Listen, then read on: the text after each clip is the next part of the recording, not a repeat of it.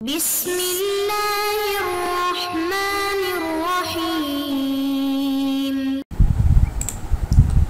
اعوذ باللہ من الشیطان الرجیم بسم اللہ الرحمن الرحیم وبہ نستعین۔ الحمدللہ ہماری گفتگو کتاب الرہن کے مسائل میں اور عام طور پر جو عقود ہوتے ہیں یا وہ کتاب جو عقود کے بارے میں ہوتے ہیں ان کے آخر میں اختلافی مسائل کو بیان کرتے ہیں۔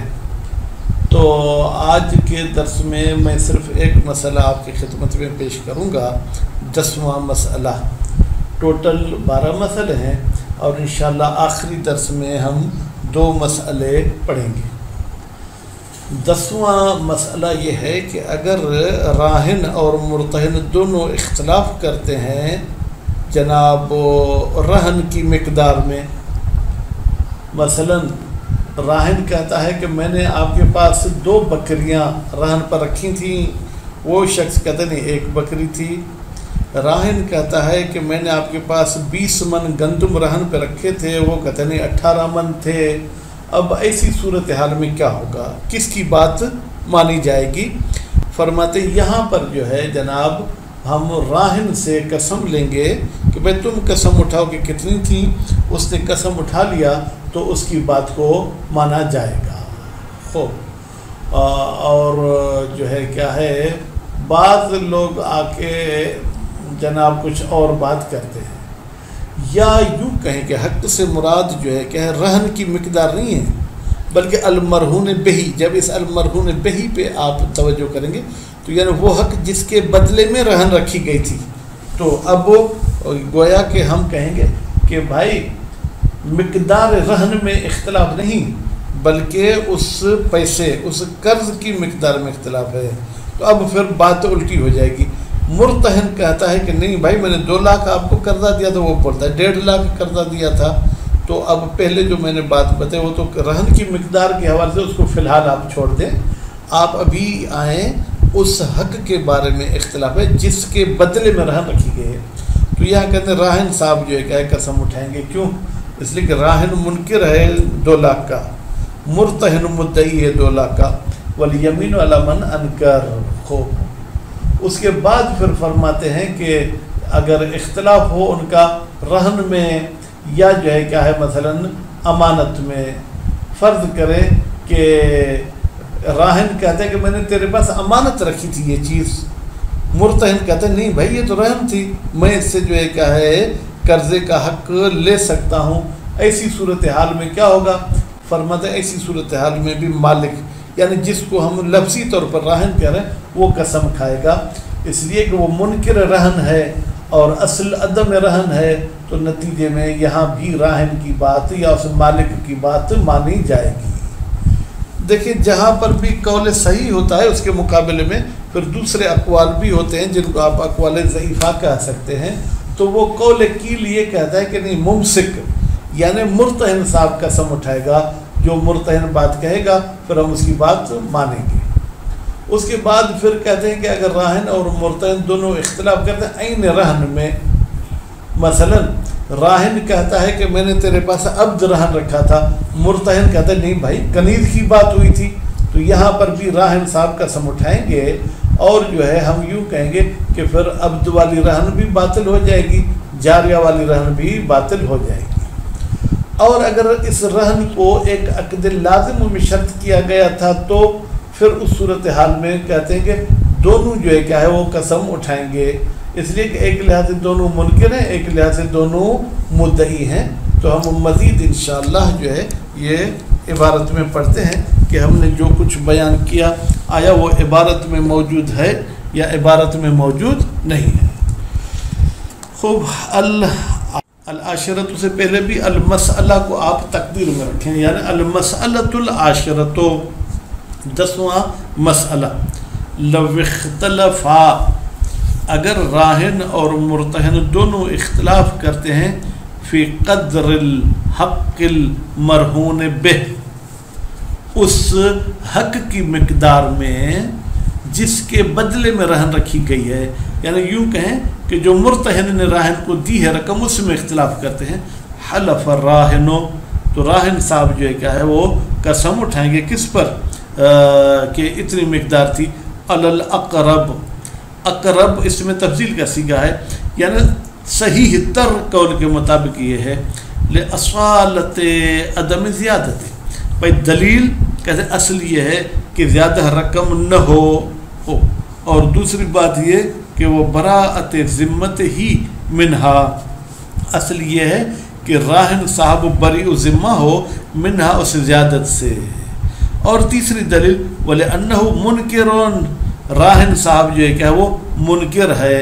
چوتھی دلیل وَلِرِوایت، اور روایت بھی کہتی ہے کہ راہن قسم اٹھائے گا. خوب، پس یہ اتنے ادلہ کی وجہ سے یہ قول اقرب ہو گیا کہ راہن صاحب قسم اٹھائیں گے. وقیل، اور کہا گیا ہے قول المرتہن، بھائی مرتہن کی بات مانی جائے گی. بھائی دلیل کونو ابناء دلیل، دلیل کے بیٹے بنے، آپ کوئی دلیل تو دیں. استنادن الی روایت ضعیفۃ، اس قول نے دلیل دی ہے ایک روایت، البتہ وہ روایت کیا ہے کمزور سی ہے، دبلی پتلی ہے، وہ روایت اتنی مضبوط نہیں ہے. وَلَوْ اخْتَلَفَا، چلیں پہلا اختلاف تو ختم ہو گیا. اب دوسرا پھر اختلاف، اگر راہن اور مرتہن میں اختلاف ہوتا ہے پھر رہن والودیعۃ، رہن میں اور ودیعہ میں. کیا مطلب؟ بین قال المالک، مالک یعنی دینے والا، وہ کہتے ہوا ودیعۃ، یہ جو مال میں نے آپ کو دیا تھا یہ امانت تھا. وقال الممسک، ممسک یعنی پکڑنے والا، لینے والا یعنی مرتہن، وہ کہتے ہوا رہن، بھائی جو آپ نے مال مجھے دیا تھا وہ رہن تھا، اب کیا ہوگا؟ فرماتے حلف المالک، یہاں پر بھی مالک عین جو چیز بیچ میں ہے جس پہ اختلاف ہے اس کا مالک قسم اٹھائے گا. کیوں؟ لأصالت عدم رہن، اس لیے کہ ہم شک کرتے ہیں کہ آیا یہ مال رہن تھا یا نہیں، اصل یہ ہے کہ یہ رہن نہیں تھا. خوب، دوسری دلیل وَلِأَنَّهُ، اس لیے کہ یہ مالک منکر، یہ منکر ہے کس چیز کا؟ رہن کا. خوب، وَلِرِوایت صحیحت، اور روایت صحیحہ بھی کہتی ہے کہ بھائی مالک کی بات مانی جائے گی. خوب، تو اس اختلاف کا بھی گویا کہ صحیح قول آپ کے سامنے ہو گیا. اب کیل کال وہ بتاتے ہیں. وکیل، اور ایک قول کہتا ہے یحلف الممسک، جس نے یہ مال لیا ہے، یعنی جس کو ہم اپنے لفظوں میں فی الحال مرتہن کہتے ہیں، وہ صاحب قسم اٹھائیں گے. استنادن، بھائی کیل والے کی دلیل کہتے ہیں ہاں دلیل ہے لیکن روایت ضعیفۃ، انہوں نے اپنے نظریے کا جو ہے کیا ہے حوالہ دیا ہے ایک ایسی روایت کی طرف جو ضعیف ہے. وقیل، اب یہ تیسرا قول الممسک، کہتا ہے کہ بھائی ممسک قسم اٹھائے گا. ان اعترف لہو، البتہ اگر اعتراف کرتا ہے ممسک کے لیے المالک، اس عین کا مالک جس پر اختلاف رب دین، وہ کہتے ہیں ہاں اس کا میری طرف قرض تو ہے. خوب، تو پھر ہم کہیں گے بھائی جب قرض ہے تو اب ممسک قسم اٹھائے تو یہ رہن میں چلی جائے گی. والمالک، اور اس مال کا مالک صاحب قسم اٹھائے گا. ان انکر، اگر وہ دین کا ہی انکار کرتا ہے، کہتے میرا قرض نہیں، جب قرض نہیں تو رہن کس چیز کی؟ جمع بین الاخبار، کہتے ہیں کہ یہ تیسرے کیل والے نے احادیث کو جمع کیا ہے. بعض احادیث کہتی ہیں راہن قسم اٹھائے گا، بعض کہتی ہیں ممسک قسم اٹھائے گا. وللقرینۃ، اور قرینہ بھی، اگر قرض نہیں ہے تو لازمی مالک کی بات مانی جائے گی، اگر قرض ہے تو پھر جو ہے کیا ہے مرتہن کی بات مانی جائے گی. وضعف المقابل یمنع من تخصیص الاکثر آخر، کہتے ہیں کہ بھائی یہ جو آپ کی حدیث ہے، آپ نے کہا حلف الممسک، ممسک قسم کھائے گا، یہ ضعیف ہے. جب ضعیف ہے تو پھر یمنع من تخصیص الاخر، یہ منع کرتا ہے کہ اس صحیح حدیث کو جو ہے کیا ہے ہم تخصیص لگا سکیں. ولو اختلفا، پھر جناب تیسرا اختلاف، اگر یہ راہن اور مرتہن اختلاف کرتے ہیں فی عین رہن، رہن پہ دونوں متفق ہیں کہ رہن ہے، لیکن راہن کہتا ہے کہ فلاں چیز، مرتہن کہتے نہیں فلاں چیز. فقال، کالا کا فائل راہن کو پلٹائیں. کیوں بھائی ضمیر راہن کی طرف جائے گی؟ اس لیے کہ بعد میں رہن تو کا ابدی، تو راہن، راہنی یہ لفظ کہتا ہے، میں نے تیرے پاس عبد رہن رکھا تھا. فقال پھر مرتہن کہتا ہے بل الجاریہ بلکہ بھائی تم نے کنیز میرے پاس جو ہے کیا ہے وہ رہن پہ رکھی تھی. اب کیا ہوگا؟ فرماتے ہیں حلف الراہن راہن صاحب قسم اٹھائیں گے. خاصہ یعنی فقط یہاں پر مرتہن کو قسم دینے کی ضرورت نہیں ہے. وہ بطلا بھائی بطلا بھی تسنیہ کا صیغہ ہے. اب کیا دونوں باطل ہو گئے؟ بھائی دونوں باطل ہو گئے مطلب کہ عبد کی رہن بھی باطل ہو گئی اور جاریہ کی رہن بھی باطل ہو گئی. اس لیے کہ راہن صاحب قسم اٹھاتا ہے کہ جاریہ جو ہے کیا ہے وہ رہن پر نہیں دی اور مرتہن کہتا ہے کہ عبد تو نے مجھے رہن پر نہیں دیا. تو نتیجے میں یہ دونوں کے دونوں باطل ہو جائیں گے. لانتفاء ما اس لیے کہ ختم ہو گئے وہ چیز یدعی ہے راہن جس کی راہن دعویٰ کر رہا تھا. راہن کہہ رہا تھا کہ عبد رہن پر ہے. بے انکار المرتہن جیسے ہی مرتہن نے انکار کیا تو عبد کی رہن ختم ہو گئی. لأنه جائز من قبل ہی اس لیے کہ رہن جو ہے وہ مرتہن کی طرف سے جائز ہے. وہ اس کو ختم بھی کرنا چاہے تو ختم کر سکتا ہے. فرض کریں کہ اگر عبد رہن پر تھا بھی صحیح تو بھی مرتہن کے انکار کی وجہ سے اس کی رہن ہونے والی بات ختم ہو گئی. وَيَبْطُلُ بِإِنْكَارِهِ تو نتیجے میں رہن باطل ہو گئی مرتہن کے انکار کی وجہ سے. لَوْ كَانَ حَقًّا اگر عبد واقعاً حقیقی طور پر رہن تھا. وَإِنْتِفَاءِ مَا يَدَّعِيهِ الْمُرْتَهِنُ اور مرتہن جس چیز کی دعویٰ کرتا ہے کہ کنیز رہن تھی وہ بھی ختم ہو جائے گی. کیوں؟ بحلف المرتہن مرتہن نے جو قسم اٹھا لی ہے. وَلَوْ كَانَ رَهْنُ مَشْرُوطًا فِي عَقْدٍ لَازِمٍ لیکن اگر رہن جو ہے کیا ہے وہ مشروط تھی ایک عقد لازم میں خوب تو کیا ہوگا؟ تحالفا یہ دونوں شخص جو ہے کیا ہے قسم اٹھائیں گے. لأن انکار المرتہن اس لیے کہ مرتہن کا انکار ہونا عقد لازم والی صورت میں یتعلق بحق راہن اس کا تعلق ہے راہن کے حق کے ساتھ.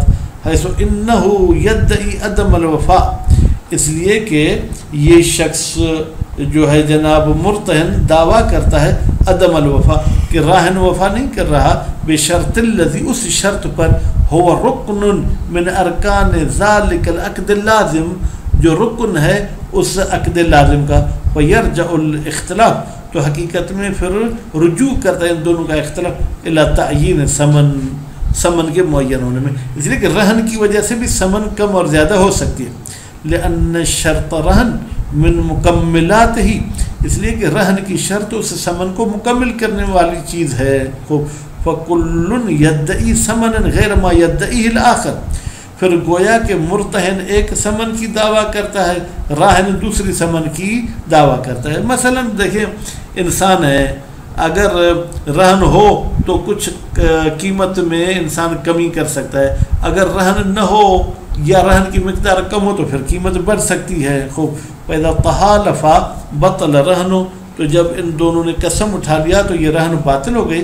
وہ فسخ المرتہن العقد اور پھر مرتہن صاحب اس عقد کو ختم کر دے گا. کون سا عقد؟ المشروط فیہ جس عقد میں شرط کی گئی تھی کس کی؟ رہن کی. انشاء اگر ختم کرنا چاہے.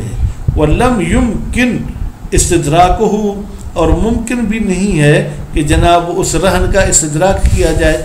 کما لو مضى وقت المحدود لہ مثلا کیسے استدراک نہیں ہوگا؟ وہ وقت جو مقرر کیا گیا تھا وہ وقت ہی گزر گیا. وقیل یقدم قول راہن اور ایک قول کے مطابق راہن کا قول مقدم ہوگا کل اول جیسے کہ جو ہے کیا ہے پہلے مسئلے میں جب عین رہن میں ان کا اختلاف تھا. تو الحمدللہ 10واں مسئلہ بھی اختلافات کے حل کرنے کے لیے مفید ہوگا. انشاءاللہ اگلے درس میں ہم 11واں اور 12واں مسئلہ پڑھیں گے. صلی اللہ علیہ محمد و آل محمد.